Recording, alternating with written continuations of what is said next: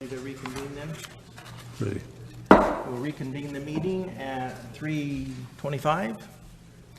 And back to you, Sheila, for your opening of the presentation. Board members, my name is Sheila Lawton. I am the IBW 1245 business representative that represents the members working in the general unit here at Is that mic working? PID. Would you speak into it, please? Yeah. We have deaf board members here. Oh, That's very true. Yeah, me sorry too. about that. The whole, Can you hear me a little bit better now? no, you gotta talk into it. Oh, okay. I think it's, Is it red? I can't hardly see. I do see a little red light. Right on the button is where it should be red. I see. And then just get it pointed right in front. Oh, You're hot now. You're live. okay. But you gotta talk into it.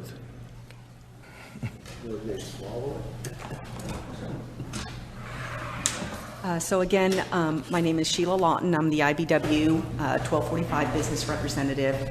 I represent the members here in the general unit at PID. And we come before you to present a step forward grievance on behalf of David York, who had occupied the seasonal lake patrol position prior to the district's decision to keep the lake open year-round. And so our grievance comes to you because we believe that in awarding the position, the district did not award the actual best candidate, the candidate who actually occupied the seasonal lake patrol position for 4 years.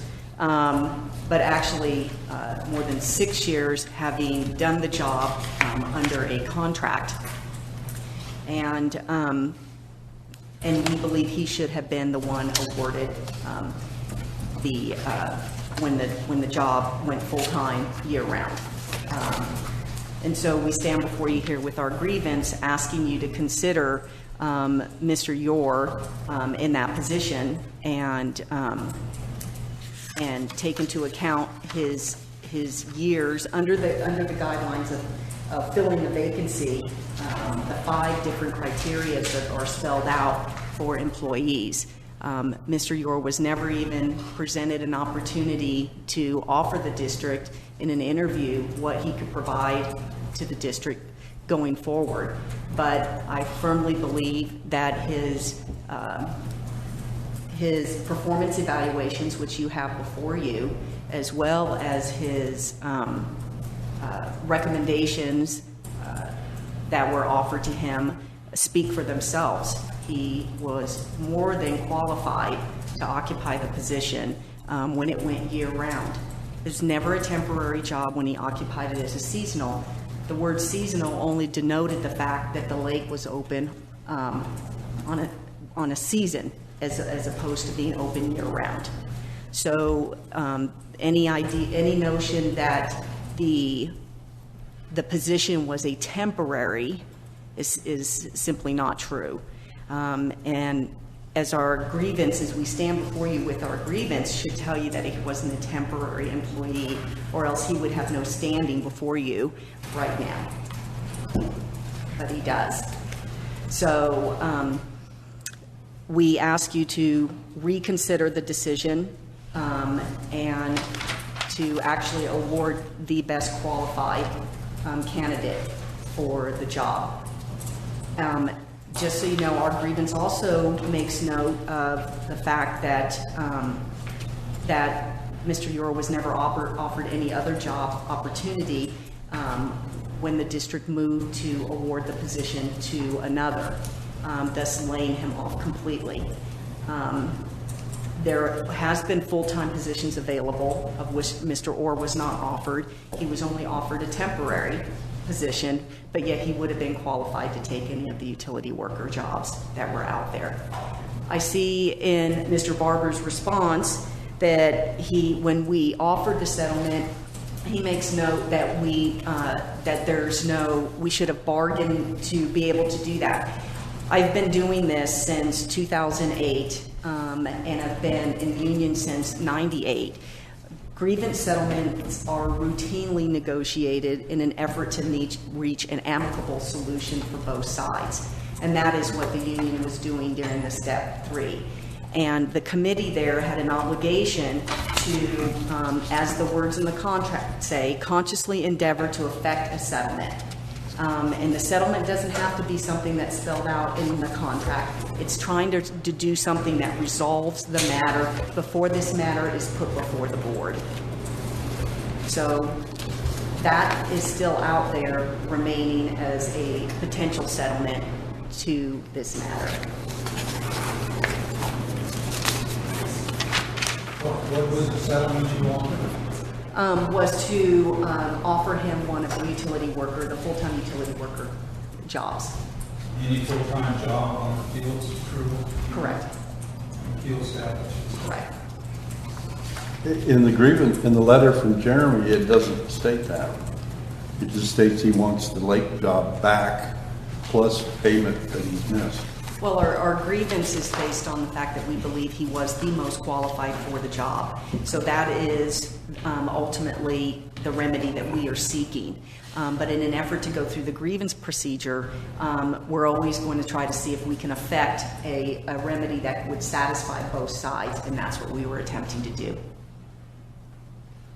Keep in mind, Sheila, we didn't know about the ad hoc committee meeting, and we still don't know what was discussed there. There's 3 of the board members that are largely ignorant of that, the 2 board members on the committee. My position is they should have reported to the board. They didn't in closed session. So whatever you explained to us there, at least for 3 of us, will be in. So that I can take any questions, or if you want to come back and ask me anything after you've had a chance to hear the others. Yes, sir. I have it highlighted here somewhere, but I think he was offered a temporary, Yes, sir. temporary. You turned that one down, as you should have. I would have done the same thing. Knowing that we had this grievance still pending out there, Right. that was the decision made at that time. Sheila, you've used in your presentation here and in other written presentation here that I have that the union believes that David Ure is the best qualified candidate for the job. Are you actually stating that as a reason that we should have awarded him to it? The union has no interview rights. You don't sit in when George hires any other people. You don't make a decision on who we hire, whether they're the best candidate or whether they're not the best candidate. Well, So the reason is an emotional reason, it seems to me. It's not a procedural reason. no, it is a procedural, or we wouldn't have referenced the article in the contract. There are certain aspects there that should have been taken into consideration, and we don't believe they were. The article in the contract is what? It's actually D2. Article 4, D2. do we And it's have that? referenced in my, it's also referenced in my letter, so. That's on page 15. Or at Those least in my refer papers, to a it's on full-time employee, In mine, it's apply on to a page full-time employee or temporary employees too. It applies to, well, that's the thing, he was not a temporary employee. And it applies to filling a vacancy on a promotion.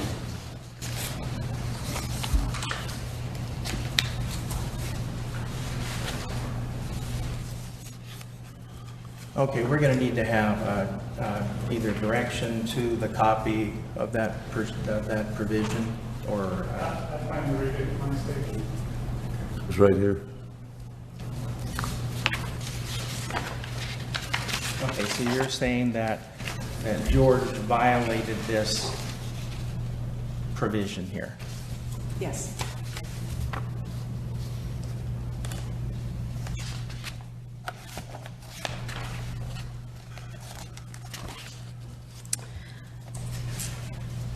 I got nothing to say, but question. The contract language itself is quoted in the letter from Mr. Barber to the Board of Directors. That was the first document on the sheet, the packet you received a few moments ago. Okay, that was easier. Okay, and this is talking about layoffs, it's not talking about hiring, No, this is talking about filling vacancies. about filling vacancies. Emily, you said it was in the cover? In the letter from George to the directors, it was the first page in the packet you received a few moments ago. I can read the language if that's helpful. Sheila, will you follow along? Yeah, let's do that. Make sure I get it right. That right there. It's also in my letter as well. Okay, The well- referral to fourth step, it's also summarized This there is as it well. right here. It's in I saw it. italics Found it in in Sheila's Jeremy's. May 7th letter, if that's I easier found to it in the letter to find. Jeremy, but I didn't see Jeremy. Okay, got it. Before you start, Emily, it's also a packet of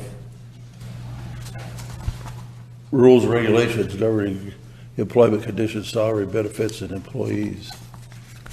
Yeah, there's a whole bunch of things in here, but the one we're talking about is on page 15 of this document. Okay, well, that sounds like you're saying that George then did not take into account the employee's length of service when he filled this position. My understanding that the person who has the position has greater seniority than David Yor. No, that's not what I'm saying. Well, that's what it sounds like. That's the article that we're referencing, and all it says is that you will give consideration. It doesn't say that all things being equal, you'll go with the senior person. It just says that you will give consideration to that. And under what basis do you think that George did not give consideration? The fact that Mr. Yor had occupied that actual position for the last 3 years. Well, once again, you're making a decision there. You're moving from a set of circumstances and making your own determination. Well, Giving sir, he consideration did- to the employee's length of service would be whether perhaps George thought about it. I don't know. Giving consideration is pretty soft. of which in the past they have awarded without seniority being the factor. When senior people have applied for positions here, they have not been awarded that position, and it has gone to less senior people. So I think to say that, you know, that seniority, that was the driving thing here, I would disagree with you respectfully. Okay. Let me I think we should hear from George. Yes. Well, we're still asking questions. Are you ready to present? I think some of the questions we're asking will be answered when George gives his presentation. Okay with you? We move Yes. on to the district's presentation. Just before I move, Sheila, so everything that you want to provide for us has been provided, and you've spoken, and is there anything else? Is Well, anybody? it's my hope that the grievant will actually get an opportunity to address the board as well. Is this not the time for that? I think we should hear both sides before we hear from. I think it's helpful if one side, everyone who intends to speak for IBEW does so, and then George can present for the district, and then you can ask either side whatever questions you may have. Good. But not back into I think there's not back into another. no hard and fast presentation. rule, but from my perspective, it Yeah, would get a little I would think complicated. that if David, if we may hear from David, if he was planning on speaking, I think now would be a good time. Okay. Oh, would you swing that microphone around? Yeah.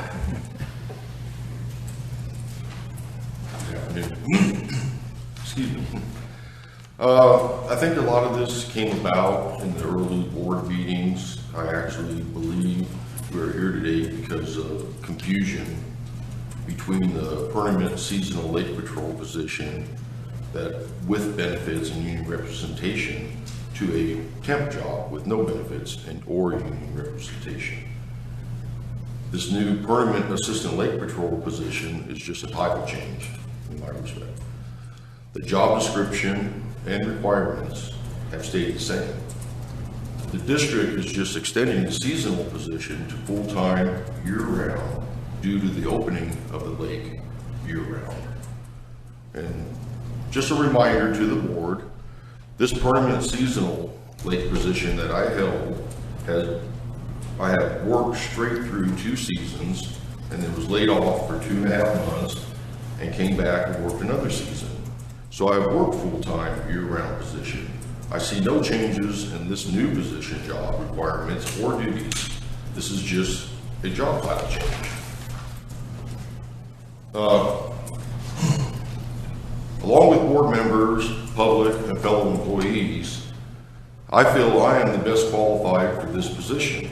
I performed all duties and tasks that were required of me or that are required and asked of me. I worked extra hours, shifts that are needed for lake patrol coverage.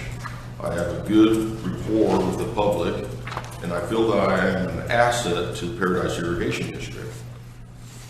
I am a responsible employee and a hard worker, which reflects on my evaluations, which have been all excellent in my 7 years, with no indiscretions. I am asking the board to take all this information and make the right choice. Is there any questions? I'm sure there's questions. Well, I'll ask a question now, just because it kind of hit my ear. When you read your opening statement there, you said something about you working in this position, and you called it a temporary position.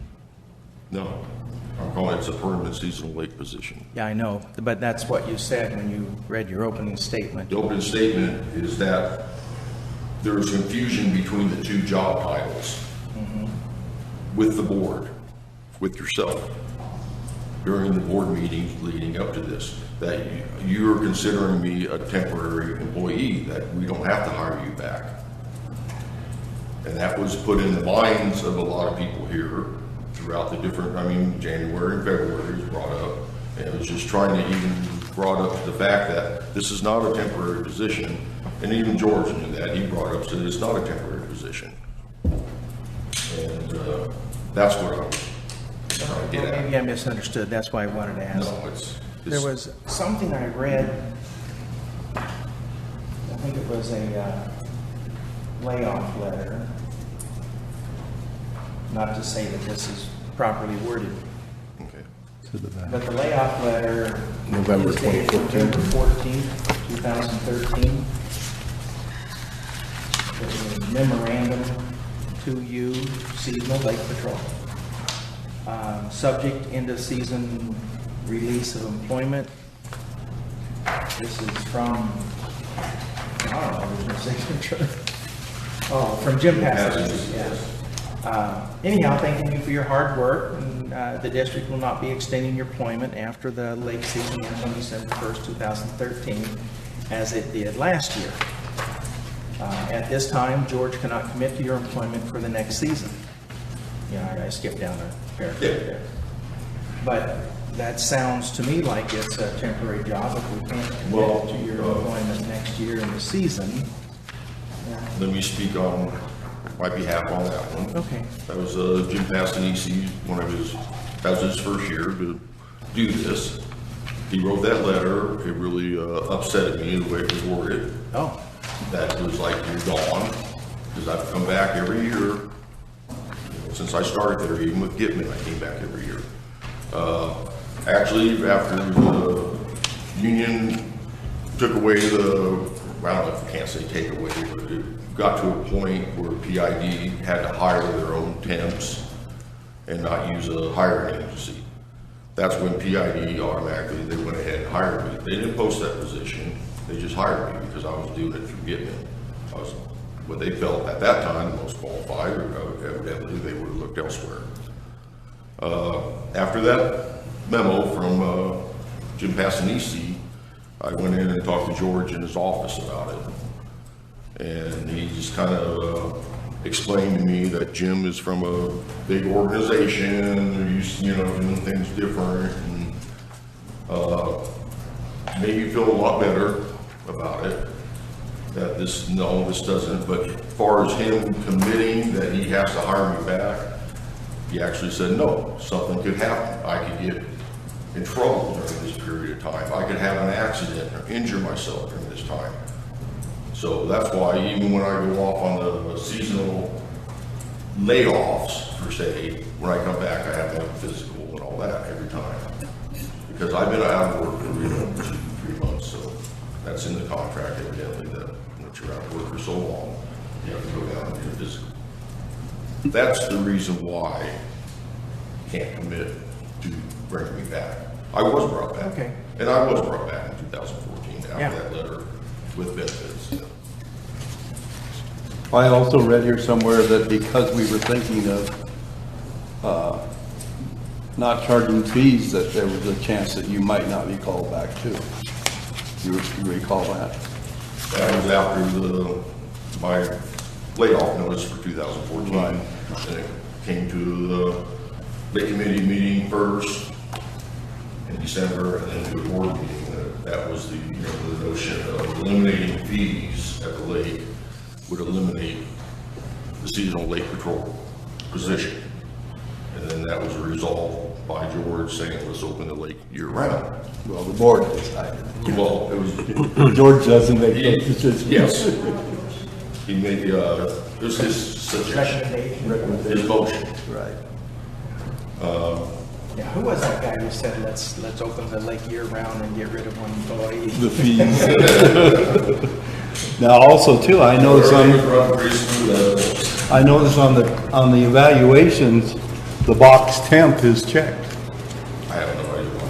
Well, for the longest time, I think George considered it as a temp. And that evaluation was done by Jim Passanisi, correct? I don't think I ever got evaluation by George. Right. Yeah, Jim. I don't think they have a seasonal box. Yeah, the other thing. Semi-annual, annual. And I'm not sure if this is complete, maybe there's a page missing, but did you not get reviewed every year, an annual review? Because I saw a review for, I think, 2012 and then one for 2014. No, I had to get reviewed every year to get my annual increase for hours. Actually, it was time for me to get my annual The increase. employee performance appraisal?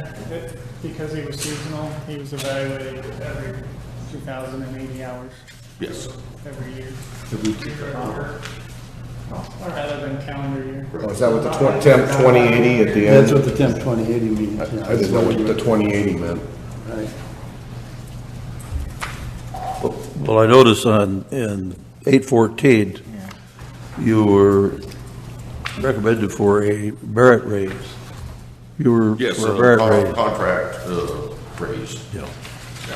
Plus you were bouncing between a 4.75 and a 5.0 in your evaluation. And apparently this is every 280 hours, or whatever. You evaluated every two, yeah. Yeah, I just did a job that I have, I just went through one of these myself. And a little different format, but When it came down for my contract raise, that's when I had to get evaluated. Yes. I just noticed too, the job title on these valuations. Temporary seasonal lake patrol, That's, on both of them. I don't know why they wrote that. It's not a temporary position. We've already decided that, Mr. Duncan. I think that's what the confusion when I started my open statement is this confusion over a temporary position and a full-time seasonal.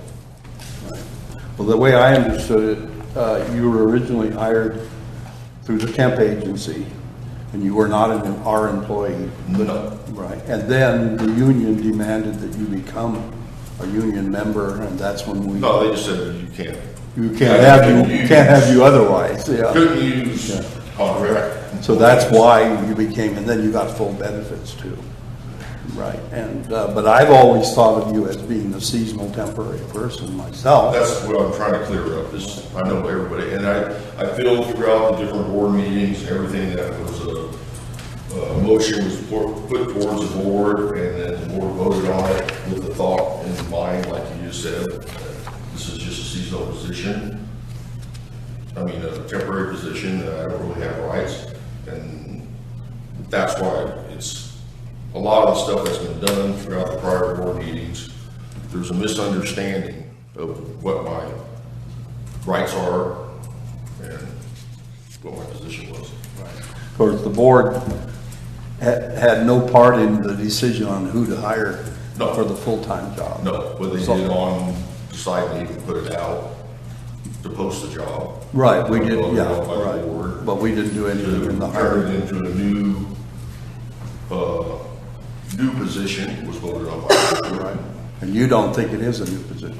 No, I You think see, it's I the same do, position. I do because it's full-time, then there's a lot of people who wouldn't want part-time or seasonal, but they would want full-time. And, and we only went to the union people to find this, because we could have opened it up to the public, but we decided it wouldn't be fair to the union people to do it. At least that's what I thought. I'm only one of five, but that was my feelings. And so, and I thought, well, since we're not opening it up to anyone but our employees, the district, then you've got a pretty good chance of getting it. Little did I know that there was somebody else who wanted it as bad as you did. George, And can I ask a question, George? Well, not until George has spoken. His presentation and those questions there. Well, I'll raise it. Excuse me, what? Emily Dukes. Ask in a different manner, but it'll be asking for the same information. How many people applied for the job? I think It we was should, open to the district employees. we don't know, Does George. anybody here know the answer to that? I don't, we don't, but I do. maybe George will be able to tell us that when he makes his presentation. Two, okay.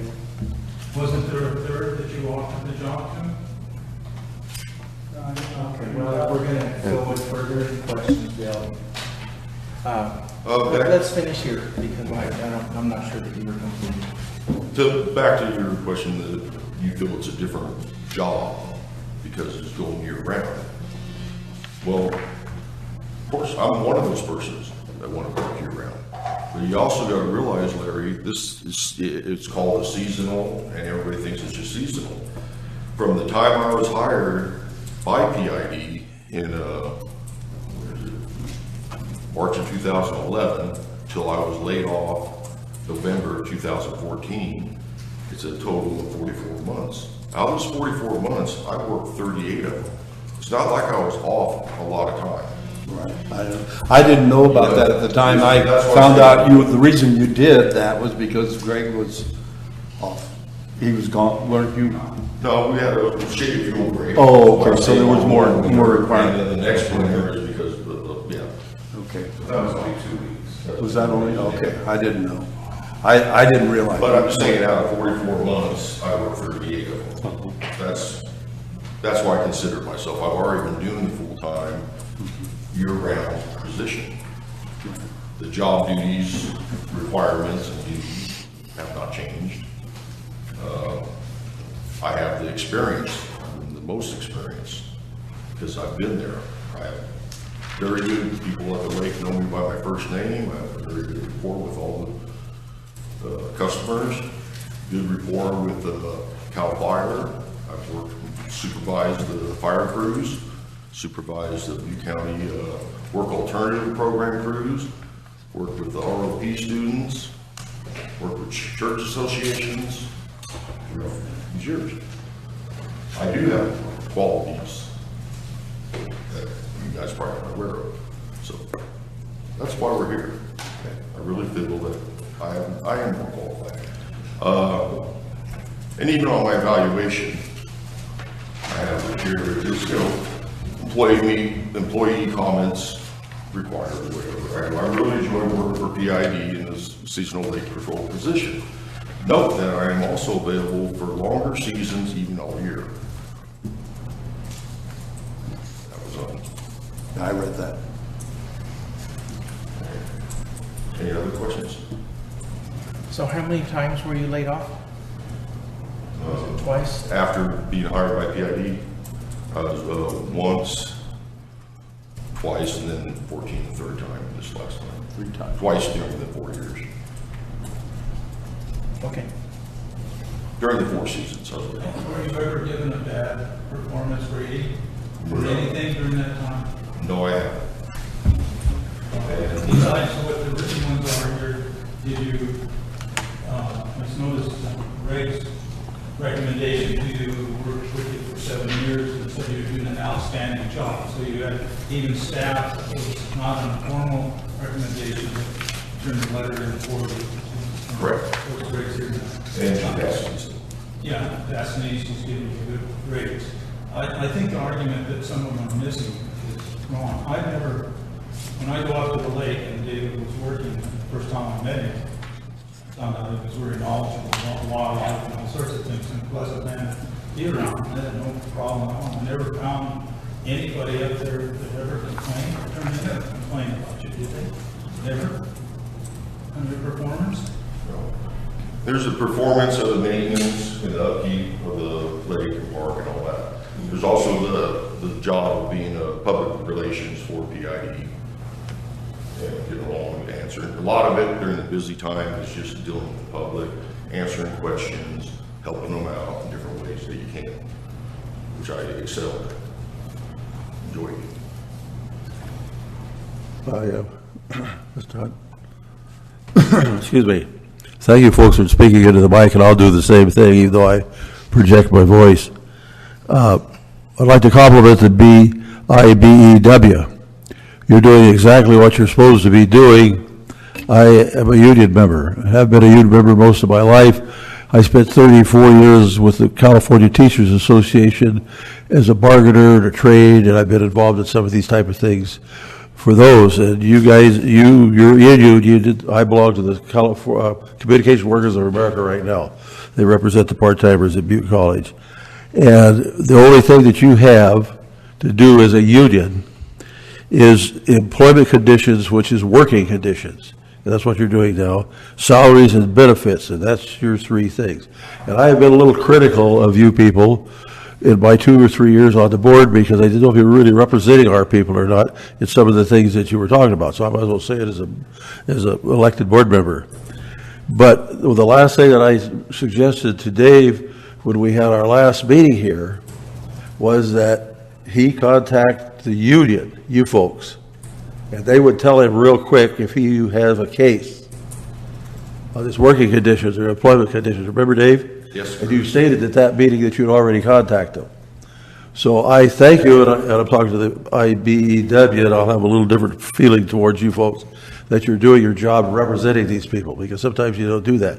I get crossways with my unions all the time when they try to move out of these areas and figure out what color you're going to paint the damn buildings or whatever it happens to be. As long as you stay in those 3 areas, you have to do that. And so, thank you for doing your job.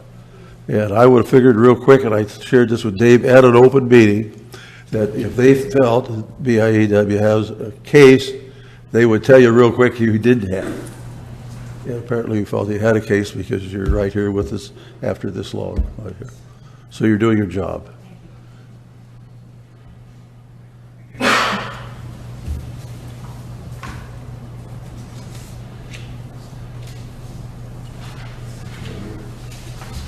so we're finished here?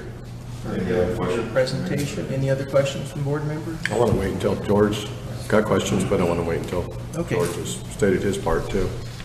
Thank you then for your, Mr.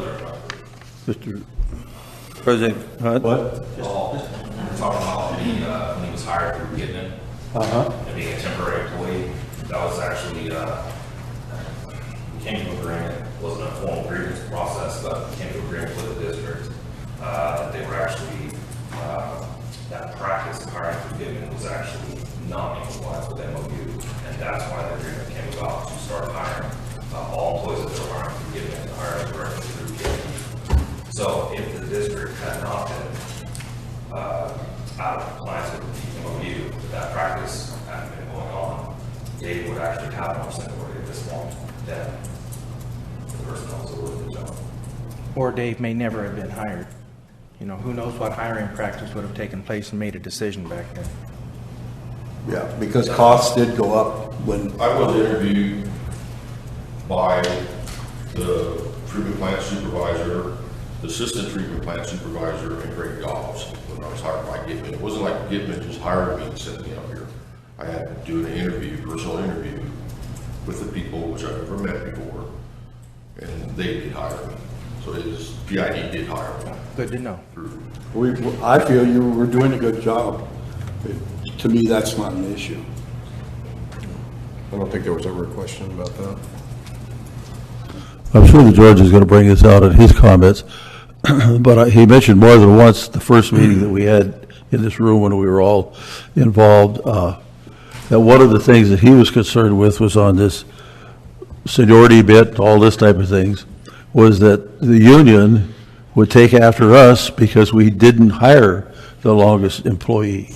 That was his concern. You mentioned that, George, at the meeting. And here we are. So it's kind of interesting.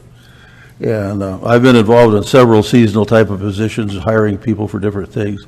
And of course, there was the word temporary in there. But generally speaking, whether it works for a cannery or any other thing, you're seasonal. And I happen to be seasonal. I was with the Teamster Union down here at PCP in Oroville, And you're seasonal, and the only reason you're not year-round is because peaches aren't ripe year-round, or you would be there, you see. So there's different things that's been tested before the term seasonal or temporary. And someone that's been on seasonal position, I'll go to the cannery again, has rights over the other people that come on. You're aware of all this, I know. And that's what you're setting your base on. That's why I made that explanation early on, that the idea that it's a temporary job, it is not a temporary, and that the word seasonal somehow has been captured under the word temporary, when in reality it was only to denote the fact that the lake, the lake was only open for a certain amount of time. Now, I know in the PCP thing and a couple of the others that I've been involved with over my 60-plus years in the industry, that is an accepted part of your hiring seasonal people. I ran a Blue Diamond salmon receiving station here in Chico, and we had to go back, and it was a non-union deal too. We had to go back to the people that had been seasonally hired before and give them the opportunity to be employed, And they hired me in a different position. I was hired as a manager and all the other kind of stuff. And just for clarification too, is that each time that David came back, there was no job posting for a seasonal position. Yeah. He was simply contacted and advised of when it is he was to return to work. Yeah. Well, one of the things, no matter how this shakes out, in our MOU, which you're half of it, on these working conditions on this, that should be clarified. Yes, sir. I'm assigning you that challenge.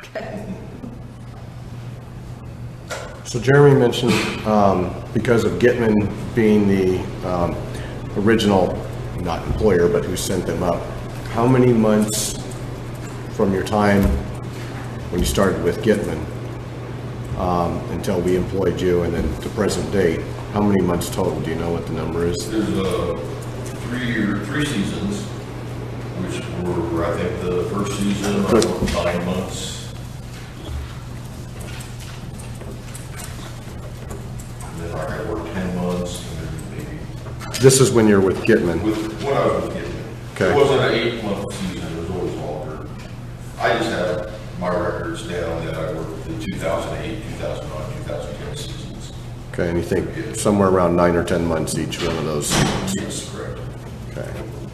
And then after we hired you, then out of the 44 months, Yeah, I was since hired then, by PID on March of 2011. I worked 9 months that season. I was laid off.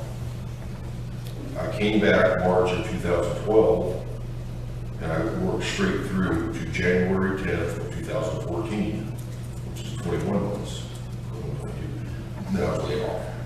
Then I came back March, 2 months later, a month and a half later, 2014, and worked through November 30th of 2014, and then laid off. 36 months? 38 months I worked. 38.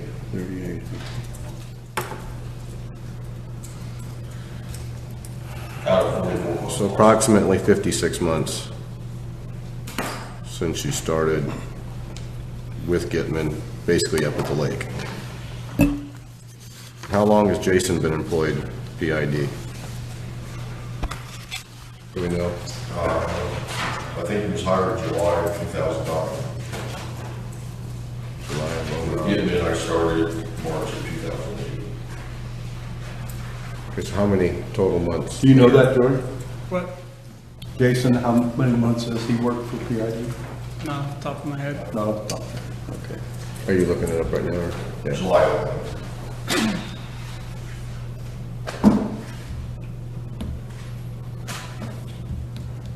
I haven't provided service for PID longer than he has. Did you have a year or two that you worked your, Pardon me? did you have a year or two that you were on 11 or 12 months? I was on for a period of 21 months 21 months straight? straight, yeah. And you were And helping, then laid off for 2.5, then came back to work. you were helping in our Shaded fuel break. shade fuel rigs and burning the thousands of piles of material and dragging all this at 8 hours a day. You get like 3 buses from one camp, I get 3 buses from another camp, keep them separated Yeah. 5 days a week. And not one injury out of all those buses and convicts. That's really amazing to me. They keep it quiet if they do. Running up and down those mountains with chainsaws running and there was nobody hurt. So I calculate out that if he was hired in July of 09, that would have been 6 months in 09, 12 months in 10, 12 months in 11, 12 months in 12, 12 months in 13, and 11 months if we just wanted to make it apples and apples. Since you went through November, that would be 11 months. I come up with 65 months. By your calculations, even if we added 10 months in 2010, I think it was, you had 9 months, 10 months, 9 months, and then 38 months once you started with the district for a total of 56.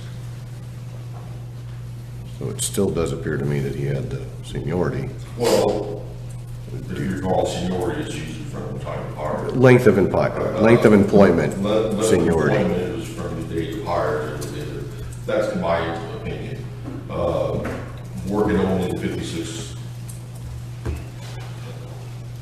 hours, like you say. I'm not- That- I'm just- It's not my. Actual months, yeah, as far as years go, you were hired in 08 and he was hired in 09, but in actual months working at the district, I've got 65 and 56, so I'm not saying that's making, that's not making a bearing on what I'm thinking, but Yeah.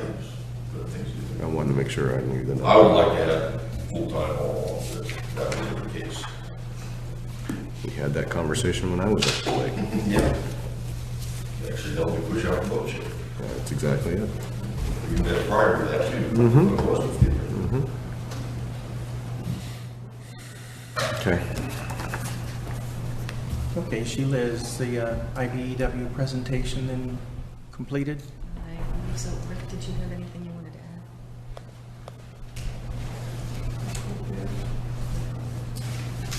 So basically, the IBEW's point of contention, if we said, if the considerations were the employee's length of service, by the math we just did, Jason had that, whether the applicants submitting applications for the vacancies possess the knowledge, skill set, and efficiency, and so forth to perform the job. George stated both, David and Mr. Becker had those, both possessed what it took to do the job in there. So the real point of contention here is the other relevant considerations, which I would assume in the union's eyes is that David had already been working the job and was the most qualified Correct. because of that reason. I believe that his job performance, or job evaluations should speak for themselves. They should be a clear indicator of his qualifications and or other relevant items to consider if you're deeming people to be both qualified. Just want to make sure I knew what your guys' point was, contention there. Okay, any further questions for the IBEW at this time? Thank you very much for your presentation. The district may now make its presentation. George, I presume you're ready. Sure, it'll be pretty brief.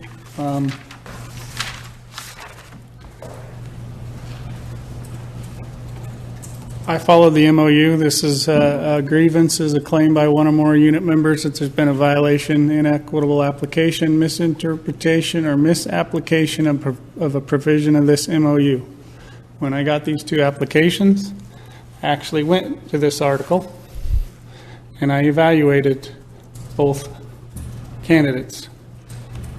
This is not a highly technical job.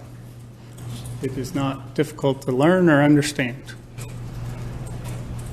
I determined that knowledge, skill, efficiency, adaptability, and physical ability required for the job, they both had it. So that comes down to seniority and other relevant considerations. In my opinion, the most important relevant consideration for this position is interaction with the public. And Jason Becker has demonstrated that on a regular basis when he was on standby. That is when you're dealing with customers that are having problems, issues, they're unhappy, not having a good old time up at the lake, but they're not happy with PID. They're not happy with something, service-wise, etc. And he did a very good job handling all of those instances, never had an issue with it. So, IBW is not responsible for determining which candidate is best. The board is not responsible for determining which candidate is best. That's my job, by contract and by district rules. It was stated earlier that I haven't always followed seniority, and that's correct. And it depends on the job. And the one that comes to mind was a crew leader position. In that instance, leadership is very important. So that's where an organization can really run into problems if you put somebody in a position of leadership and it isn't ready for it. So I have done it either way because I follow the MOU and I understand it and I apply it. So I don't believe there was a violation of the MOU. Hiring is not my favorite part of my job, although when we're interviewing from the outside, it's actually an interesting process because you get to meet all these people and hear their stories and learn about them. But the bitter part is making the decision of who gets happy and who isn't. Internally, I go both ways. In this case, again, this isn't a highly technical position, so I relied on reports from supervisors rather than direct interviews. Interviews are often there to figure out whether someone's got skills or abilities for the job and personalities. So at the end of the day, I made the decision. I didn't violate the MOU. I believe the settlement offer that was provided circumvents the bargaining process. There's a reason there's MOUs out there that say employees that are laid off have first right when a vacancy occurs. Ours doesn't. And while Dave's been a really good employee, to hand the job to him through that process is inappropriate, because that should be bargained by the union. When you have a union here, that's how it should work. If David wanted to be a utility worker, he had more than one opportunity to apply when we had an opening, full-time utility worker 1. That didn't happen. So, and to put him in that position, you know, I'm not speaking to David, I'm just speaking in general terms of managing people, etc. To have an employee that's taking a job just because that's the one there may not be the employee you want to have on your side. As far as the Gitman transition issue, I believe as part of the agreement with the union that we transition the current employees to district employees.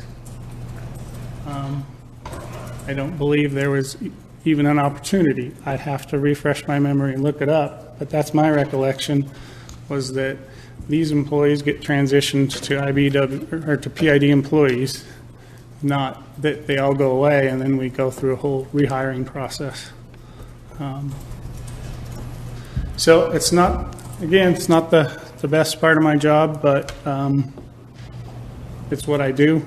I think I have a pretty good track record of choosing folks. This district's full of people that were hired by me through my process and through my evaluation. We will have utility worker 1 positions come available. I encourage Dave to apply. He's got a very good record with the district, and he'll get full consideration without a doubt. I think that's all I have. I need something clarified. You said that there was a full-time utility worker 1 position available, and David did not apply for it. So this makes me think it was back when he was employed with. Yes, when he was a seasonal. He was a seasonal work going on. What Jobs were posted. What period of the year would that have been? While he was on duty? I believe so. Is that what I'm asking? And there was no interest. Well, he didn't apply, so for whatever reason, we'll have to ask him. Okay. Any questions? Anybody like to address questions, George? I have one question. Recently, I've been made to understand that Jason's record recently was brought up on a firing offense in the district. It's in George's and Jim's purview is what I've been told. I have no idea what the offense is, but it was confirmed by 2 management people that it happened. So what happened? I'm going to caution you against discussing the discipline of a public employee that hasn't been provided notice that the conversation is going to occur in an open session. I wasn't going to. Yeah. I was going to state that that is a personnel issue, and it has nothing to do with this. And the fact that you're aware of it, the person that released that information to you did far worse than whatever that violation was. I'll leave it at that. I do have another comment to go with it. Well, I have a comment too. No, I'd like to finish mine. Okay, go ahead. We're not just evaluating the man on his skills and other. One of the things I know that was brought up is his character. In other words, this man has never been on any kind of offense or anything else that I'm aware of in the long-term employment. So when I heard about this, the concern was we hired the man and I don't know what's going to happen. I have no idea. But it doesn't speak well of his character. That's my comment. My comment is that a board of director member who brings up a personnel issue in a public meeting, knowing full well that personnel issues are closed and private for those employees, does not have the best interest of the district at heart. Bill? I actually think I do have the best interest of the district. I know what you think. By bringing it up and making it aware to the rest of the directors about it. It shouldn't be just swept under the rug. Okay, any further questions of George? Well, one of my questions was, and I think the way it should have been worded, Bill, was, does Jason have comparable evaluations in his past to David's? But we just covered that pretty much. So I want a question for Emily. Do you feel that there was a non-compliance issue in the hiring, in the way that George hired Jason, or the way that he followed the I think MOU? that's something that we can talk about when we post deliberate. Now's your opportunity to ask Okay. representatives from Okay. IBW and district. Did you say that we would discuss that? We can discuss that when you deliberate. I'm calling it caucus, but we Closed session. close that. My question is, since what is Jason's evaluation is that public information? No, it's not. It's not, okay. In fact, Then we can't even consider it. the union requested to see it, and because of the way the laws and rules are, that request was put through legal counsel. That information was provided to the union, but the employee must release that information, and he did not want to, as is his right. Right. And in this case, David released his information. Yes. Yeah, that's what I've tried to, people, I've heard rumors that we're doing things behind closed doors and all that, but the problem is when you're dealing with personnel, you have to be very careful because you cannot make public things that are personnel problems. That's the way I understand it. Can I speak to that? Sure. But under the grievance procedure here at PID, it becomes an open session. It doesn't have to be that way. Grievances, don't have to be in a public forum, and they traditionally are not. With other employers, our grievances are handled behind closed doors, and settlements are reached. So, the issue of performance evaluations would not be an issue for the fact that we are in this, that we end up coming before you in an open session. Well, just to clarify. Yeah. You want me to? We did not, go ahead. Let me take the issue of whether an item is heard in open or closed session has to do with the subject matter. You can't have a blanket rule where all grievances are held in closed session or all grievances are held in open session.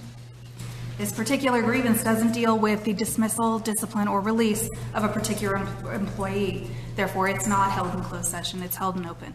But actually, it is the release, because Mr. York was released from the district. So it could have been handled in closed session had we requested it. You didn't raise it that way.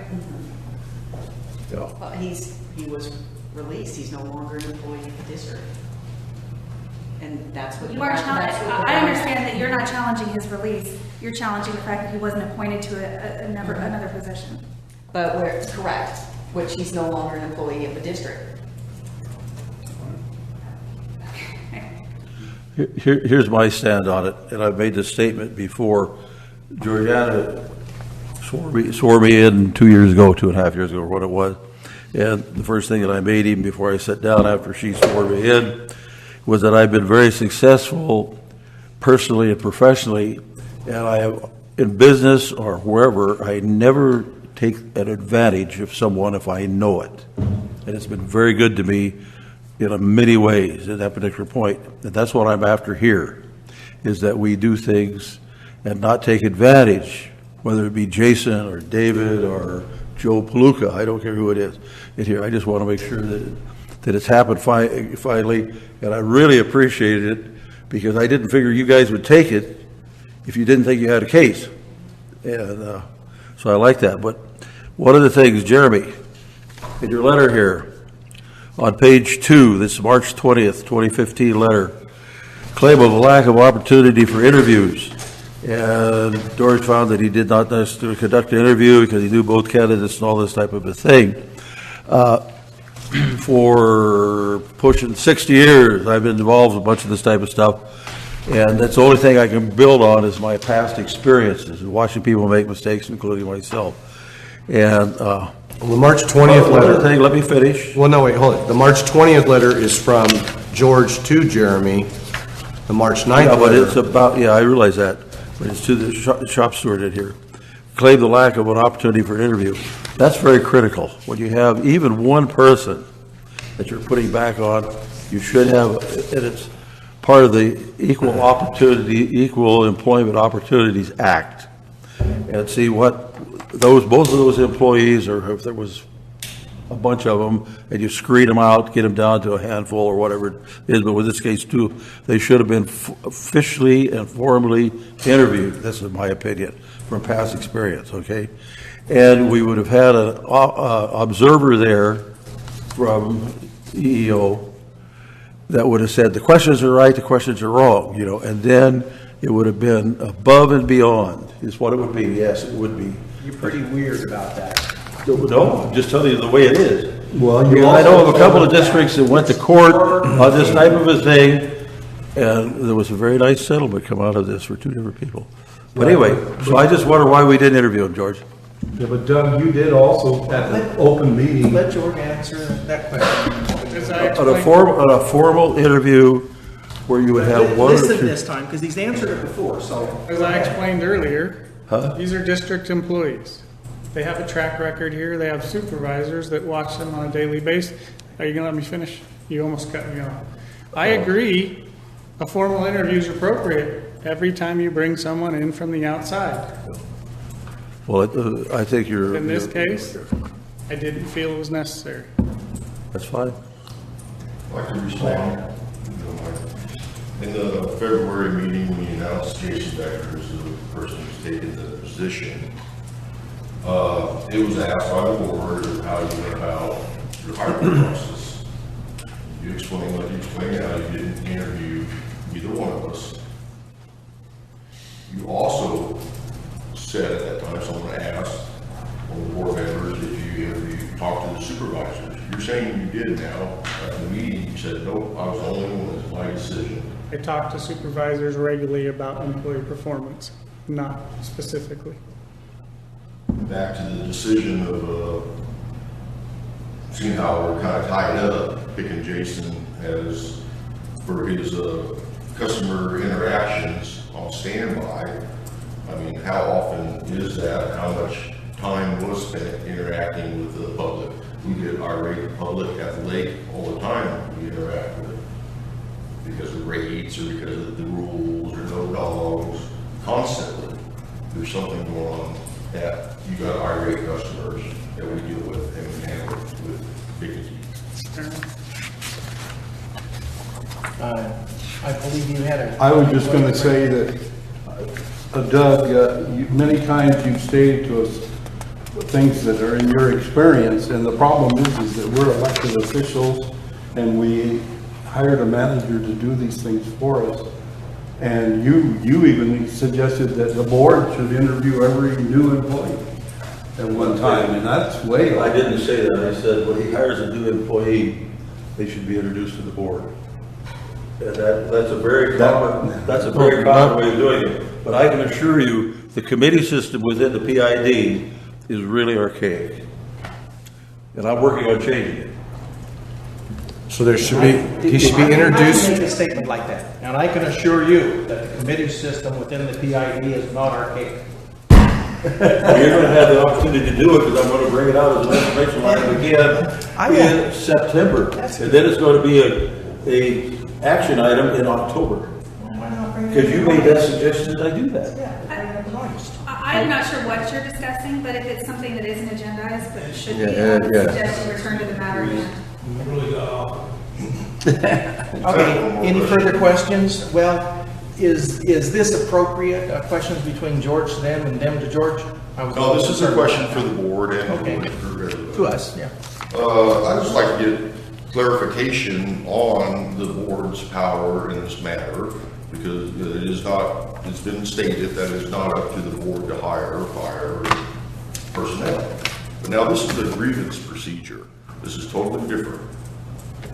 This is on the board right now, if I get my position back or not. This is not a decision on George anymore, because this is a grievance procedure, correct? Okay, so your question is, are we going to make a decision today, and will the board? No, you have the power. My question is, do you understand you have the power to do this? We have the One way power. or another. We have This the is not power. a- Okay. You're not hiring. Are you ready for an answer? Okay. Okay. Sorry. I get it. Okay. It's okay. We have the power to uphold the decision made, the previous decisions made, and to leave situation lying and support George's decision. We also have, and then presumably IBEW has another level of action that they can take by suing us in court, I think. And then on the other hand, we have the opportunity to override this decision and say that we think an error was made in procedure and that we want this to go back to whether we would, I wonder, maybe I need clarification on that. Are we gonna, would we be able to say and award the job to him, or would we be able to say, go back and hire the best candidate? Like, could we reinstate him or maybe into not, his job? maybe not even award him the lake job, but a different job. I realize that you're waiting for an answer from Italy, but Ken, you did that excellently. The whole version you put out there is outstanding. Quite well worded, I might add. Let's get the answer from You have Italy. the opportunity to either approve or deny the grievance. That is your role in it. And the remedy in the grievance, Right, and then to propose a remedy. well, there's a proposed remedy in the You grievance. can accept the proposed remedy, and there may or may not be other consequences for doing so that we would need to discuss as part of your deliberations. Yeah, then we, okay, Okay? thank you. And could we come up with a different remedy? You could come up with a Different- different remedy. With a but proposal. if you're Proposed looking- no. Yes, a proposed remedy. If you're looking to affect some kind of settlement of this dispute, then you could come up with a proposed settlement that IBEW would consider. This is all new Was- water to us, so we. For clarification, does IBEW and David have two proposed solutions to the problem? One being the lake patrol job is awarded to him, and two, if not that, then a full-time utility worker position. I seem to have read that Yes. somewhere in there. Yes. So there are two solutions to the problem One as was far offered as. as part of a settlement proposal. Okay. And the other So you do was have the two initial remedy proposals. requested. Or two settlement So, yeah, options. Correct, or obviously, we're seeking to reinstate Mr. York to the lake patrol position. But in efforts to resolve the grievance, we offered up an alternate. Okay, just wanted to make sure I was clear on that. That's what I thought. Okay. It's kind of like I was offered a town job. before. Exactly, yes. So I just wanted to make sure that that was one of the points that you guys had. Emily? If we agree, which I doubt we will, but anyway, that we give David's job back to him. Now, that's fair. We have the power to do that over George's, saying that he has the absolute power to hire and fire. Bill, I think that's something we really need to discuss as part of your deliberations process. Pardon, I didn't hear you. Closed session. Yeah, closed session. Oh, we'll talk on. We should talk about remedies that are available and the potential legal consequences of those remedies. Okay, and only the board's going to be in the closed session. That's correct. Now, a minority report. If we have a broken vote, and so I'd like to reserve, because I think I'll probably be in the minority, the right to give a separate report. I don't, Is there anything preventing that? that's a good I'm not- question. I mean, individual board members lack authority separate from the board. So you would need a majority of the board to authorize a minority opinion. If that makes sense. I don't think so. I know they do it in the legislature all the time. and Right. We're a legislative body, not a So we- management body. But the actions of your board are governed by a majority. Right. And they don't have to abide by the Brown Act either. Go figure. Any other questions of either the district or the IBEW representation? George? I'd like to make a statement before you go into closed session, and then also. I do have one question. I was asking myself. David, this is for you. What happened, why did you not apply, when you were working seasonal, part-time, not a full-time employee? There was an opportunity for this utility worker one position. Can you explain to us why you didn't apply for that position? I thought I explained already with the amount of months I did work in a period of time, and when I was laid off, it was in the wintertime, and there was no availability. Those positions are usually in the spring, which I was content, enjoying my position at the lake, doing that job. I didn't have the time to switch to come downtown. It was not a something I wanted. I was getting my hours at the lake. I did through the Gitman thing, muddled through that, hoping to get hired by PIE, which I was. I muddled through the 3 consecutive seasons with PIE so I could get benefits, which I did. And then now this is happening. I enjoyed my job at the lake. It was the best job I ever had. I'm a local resident. I live around the corner from the lake. It's a great place for me. It's like putting on a old pair of shoes. It just fits me perfect. I really enjoyed it. That's why. If I didn't know about any positions available, I come down and get gas or whatever. And that's about it. I don't go in the break room and look at the board. I wasn't looking for another job. Were you aware that it was available? No. Okay. George, did you say that you would like to make a statement? Yeah, just before you go into closed session, I'm not sure what Emily will tell you, but we do have a contract that gives me the authority for hiring, termination, all of that. I can assure you that if you make a decision to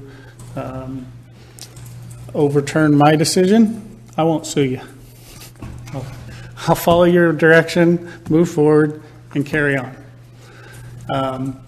My second point I'd like to make is that if the board is interested in effecting a settlement with IBW that impacts Jason Becker's current position, that you get an assurance that we don't do this all over again with another IB employee, that they've been grieved. Just a statement. And before you go behind, I'd like to, I know this is throughout these months of doing this and everything, it gets aggravating. Times I feel it's personal, and I understand the process and all that. I just want the board to be aware that I have no ill feelings after your decision. If I get the position back, I have nothing against George. I'm not going to hold grudges or anything like that. Kind of like what he said about pushing a person into a position, his own position, like me taking a utility position, that he doesn't like doing that because he sees in the past. And, it's a position, he's going to take it, but it's not what he wants. It's not something.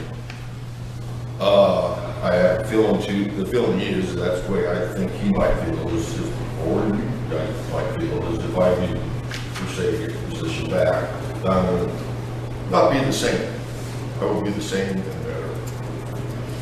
Thank you. And actually, if I can have a comment. Yes.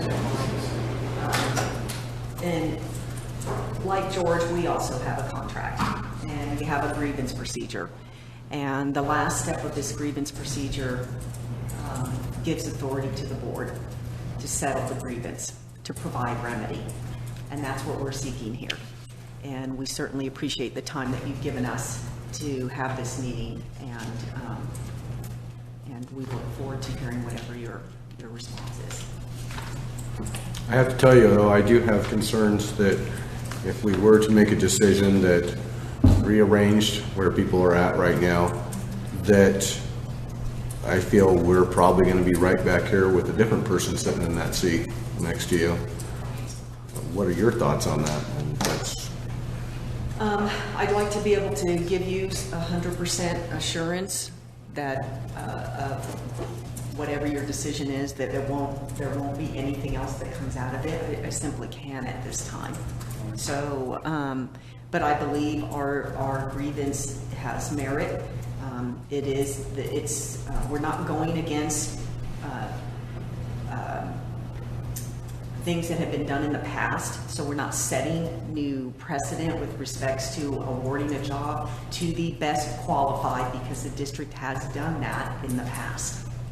And so that's why we're sitting here, because we believe it is right. Okay, so your advice to a different employee or the other employee, if they came to you and said, well, okay, now I'm not happy, then your advice to them, or what you would convey to them, is that we followed this procedure in the best interest of David, and that consequently has put you out of where you wanted to be. So you're not going to be able to follow through with another hearing or procedure, because that would be in conflict, it seems to me. I mean, basically you're saying, well, you can't have it, so we're going to take this guy. Okay, we got it for him. Now you're going to complain, and so now you have a grievance. So I don't see how you could be on two sides of that same argument with. Well, I think for us, it's a matter of looking at the merits in the language. And you know, we have looked at various aspects of both applicants in order to ensure that we believe that we were doing the right thing in supporting this grievance. Okay. Now, George, Jason is still on probation, right? Has he filled out his probation period? Yes. He has? Yeah, no, he's still on it. Still on probation? Okay. As far as being an employee, he hasn't passed the 6 months or whatever it is. Yeah, I believe it's 12. Yeah. We changed it, remember? In the new position. He wasn't a probie as far as a PID employee, but Right. with the new position. Yeah. But I'm not sure that's pertinent here. Yeah, exactly. Well, I don't think it is either. But remember what I suggested to David at the end of the last meeting when I had on director's comments, that you talk to them. And I mentioned it to myself that, you know, that if the union, if IBEW took it, they felt they had a case. And I'm sure you did some research on this and look at the MOU and all that type of stuff. Yeah, we have, you know, we have obtained information, and we believe that Mr. York was the best candidate for the position, the most qualified candidate for the position. Just a minute. Question for Emily. We have the IBEW presentation, we have the district presentation, we have directors that are talking and asking questions. Do we allow public participation? I think right before you go into deliberation is a good time to Okay. see if there's any comment from the public, just like you would any other open session agenda item. Okay, I'll be with the public in a moment then, because I want to go back to some things you keep bringing up, Sheila, about the best qualified person for the job. And this is a theoretical question. So could you, or might you find yourself in a position to come and grieve a decision that the board has made? What's a higher position, utility worker 1 or 2? 2 is higher. So George moved somebody from a utility worker 1 position to a utility worker 2 position. Are you telling me that if we had 2 candidates that were interested in the job, and George chose this guy and said, that's the one that I want in the utility worker 2 position, that you could potentially come in if that other employee complained and say, hey, I'm the best guy for this job, and you would find yourself grieving the fact, and the union would be basing their arguments on your opinion that he is the best person for the job? The contract provides for that avenue. Yes, we could, in the event that we believe that is what we have before us. Is that what the contract says, George? Not in my opinion. It's not your I opinion? mean, not in my opinion. Oh, not. Well, your I mean, question was, could we grieve? Yes, we It could. does allow the grievance. A lot of agreements on the thing. Yeah, okay. We see. I'd like to make a couple more comments. One, George, Bertie had told me was not an employee of the district. And 2, aren't you paying Jason approximately $30,000 a year more than previous? Can't probably discuss that That's either. not personnel, Bill. Yeah. It doesn't matter though, Bill. You go ahead and ask the question because Well, you just break the rules. I didn't expect an answer. That's quite a public face to put on board member who purposely flaunts the laws and the rules and the Brown Act and That's not gets the that Brown out Act. there to keep your agenda going. That's not in the Brown Act. Interesting. You don't Doug, have did you have rights. something that you wanted to say? Well, that was one of the reasons, you know, we fall under the EEO category. and that stands for Equal Employment Opportunities. It's a regular act, and there's a whole bunch of stuff that you got to get involved with. I know Emily's quite knowledgeable on it, I'm sure, for her position on here. And that's why an interview, I have been told by experts in the field that hire hundreds of people, because they've all made mistakes and have done that. That's why an interview is so critical, because of the fact that you have an observer there from EEO, and they monitor that you ask the same questions to every candidate, and you stay in line, which is difficult for me to do. I proved that tonight, or this afternoon. But anyway, and then you have 2 or 3 people. 2-person committee is not worth a hoot as far as I'm concerned, so you have at least 3. And they determine as a vote, whatever it happens to be, however, and the EEO person will set that up for hiring that position. And generally speaking, when that happens, if the EEO person has done their homework, whoever's on there would not have a case like we have here. Because you're taking it out of one individual. I didn't understand the word you said, Doug. Well, that doesn't surprise me a bit. Yeah, it doesn't really do It's anything. because you generally talk around in circles and about your experience from 65 years ago that has nothing to do with this, but I'm not sure. There's an EEO, you want to have an EEO representative in every time George interviews somebody to determine that he's actually asking the proper question. Do you know of any other private companies or public agencies that do that? Butte College, So they don't do any interviews without having a state representative come in. not a state representative. You have different people that's an EEOU representative out, and they just do it. Some of them are on staff, the HR department, Butte County Office of Education. There's a whole bunch of. We're off topic. Are we going to be asking any more questions? Can I say one last thing? Yes, absolutely. I haven't closed it yet. Okay, thank you. I just want to say that these are probably some of the most difficult grievances that unions face when it's one employee and another employee. And these are never easy. I've had the conversation with David about challenges, that present themselves to IBW when we do these type of grievances that they're challenging, because we value all of our members. But we also have obligations and responsibilities. In filing this grievance, it was a responsibility of ours to represent our member.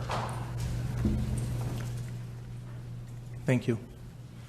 At this time, I'll ask if there were anybody else public that wanted to make If I can comments. say one, Certainly. I have a solution for this whole problem. I have a Pete Jason and hire me another assistant labor patrolman. I didn't understand. Hire Hire another. David as assistant labor patrolman, Pete Jason and hire David too. I can work 2 of them. Believe me, I can work 2 of them. Well, maybe we should hire 5. That's up to you. But that would solve this whole problem, I believe. Okay, thank you. Any other participation from public, statements to make? Okay, then, Does the public realize this is your time to speak? Okay, I thought there would be more. Okay. Okay, good. I just want to say I'm David's wife, Stephanie. He's been up here for 7 years. He's really enjoyed his job. I know he takes pride in his job, and he always has. Takes me up there to show me things that he's done. We enjoy the lake.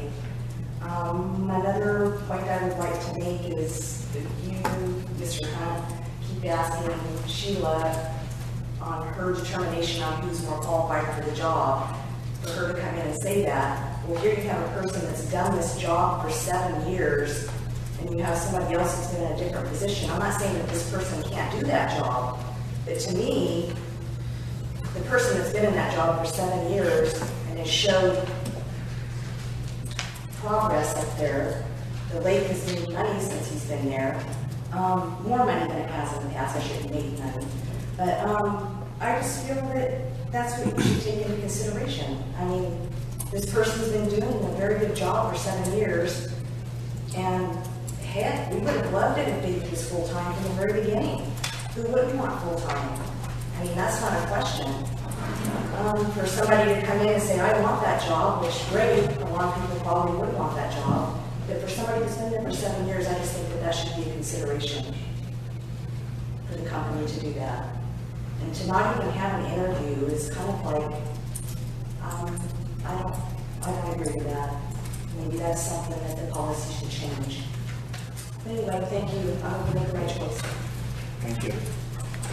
Any other comments?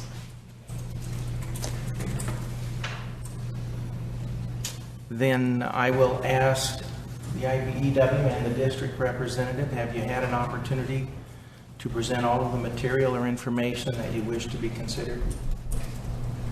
Yes. Yes.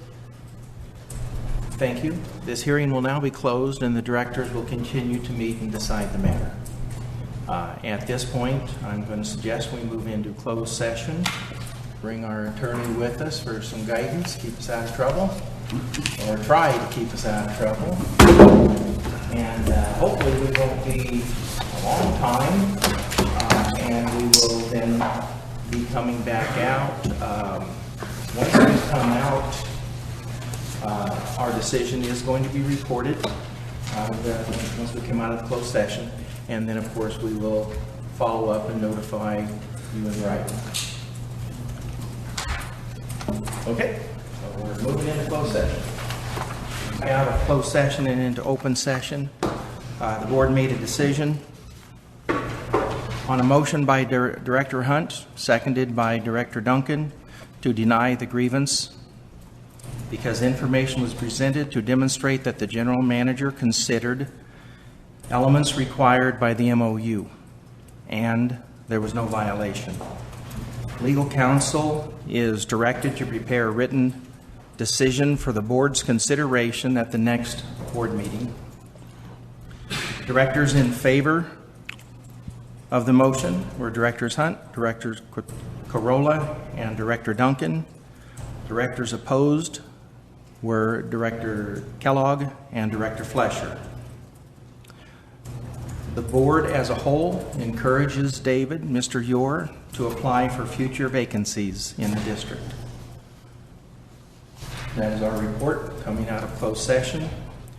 And at the end of that topic, our only business remaining is director comments. And we will start, well, we started with Bill. I appreciate everybody coming and having their say. Although we were rather argumentative in closed session, some unfortunate words passed. We don't agree and we're out smiling, and very much appreciate everyone's patience with us and discretion getting us through this.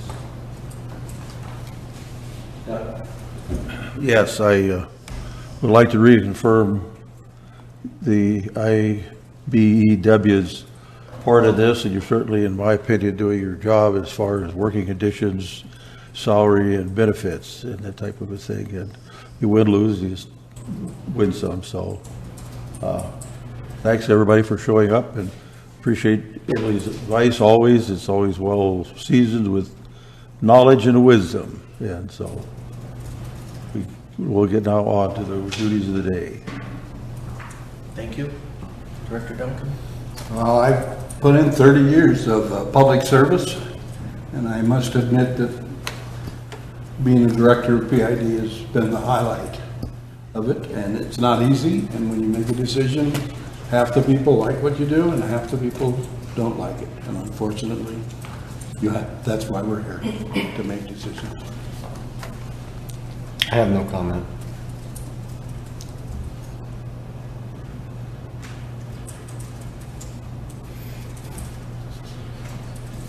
I have a comment that I'll make, and that is that general managers, chief financial officers, board of director members,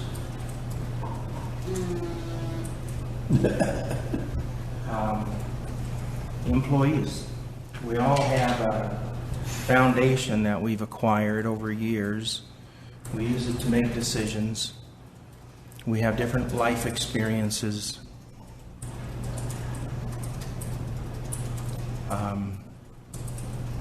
And at the end of the day, when we're charged with this task of making a decision that affects the life of an individual, it's not easy. George alluded to it earlier in talking about making hiring decisions. I recently went through a situation where I needed to purchase a product, and it was a large ticket item. I did my shopping, and I found this nice salesman over here and this nice salesman over there. And it was an agonizing decision, really, to choose which product to purchase because of the influence of the salespeople.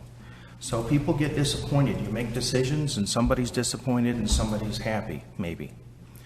But as individuals, I can assure you that directors have differences of opinions, different places we come from, a different opinion about whether George made the right decision or the wrong decision.